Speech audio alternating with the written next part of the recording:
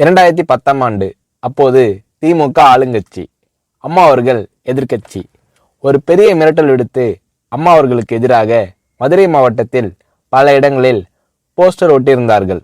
அந்த போஸ்டரில் அம்மா அவர்கள் மதுரைக்கு வந்தால் திரும்பி செல்ல மாட்டார், மதுரைக்கு அம்மா அவர்கள் வரக்கூடாது என்று மதுரை மாவட்டத்தில் பல இடங்களில் அந்த போஸ்டரை ஒட்டி பெரிய மிரட்டல் எல்லாம் கொடுத்தார்கள். அதேபோல் ஜெயா டிவிக்கும் மிரட்டல் தொலைபேசிகள், மிரட்டல் கடிதங்கள் வந்து கொண்டிருந்தது. ஜெயா டிவியின் செய்தி பிரிவினர் இந்த மிரட்டல்களை பற்றியெல்லாம் தியாகத்தலைவி சின்னம்மா அவர்களிடம் சொல்லி அம்மா அவர்களின் கவனத்திற்கு கொண்டு சென்றார்கள்.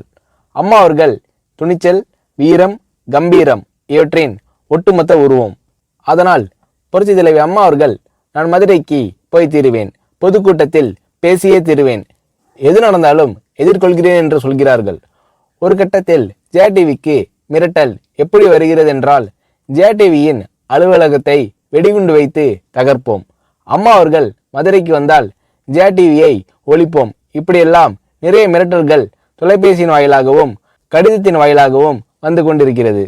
இந்த மிரட்டல்களை எல்லாம் கடந்து அம்மா அவர்கள் மதுரைக்கு சென்று பிரம்மாண்டமான பொதுக்கூட்டத்தில் லட்சக்கணக்கான மக்கள் மத்தியில் எழுச்சி உரையாற்றும் போது, ஒரு எதிர்க்கட்சியின் தலைவி என்ற முறையில் என்னை நீங்கள் மிரட்டுங்கள், ஒரு எதிர்க்கட்சியினை நான் நடத்துகிறேன் என்பதற்காக கழகத்தை மிரட்டுங்கள், ஜெயா டிவியை எதற்காக மிரட்டுகிறீர்கள், ஜெயா டிவியின் அலுவலகத்தை நீங்கள் தகர்ப்பீர்களா, ஜெயா டிவியை நீங்கள் ஒழித்து கட்டிவிடுவீர்களா, பார்க்கலாமா, ஜெயா டிவியை ஒழித்து கட்டிவிட்டால் என்னுடைய அரசியல் குரலை ஒழித்து விடலாம் என்று கனவு காணுகிறீர்களா?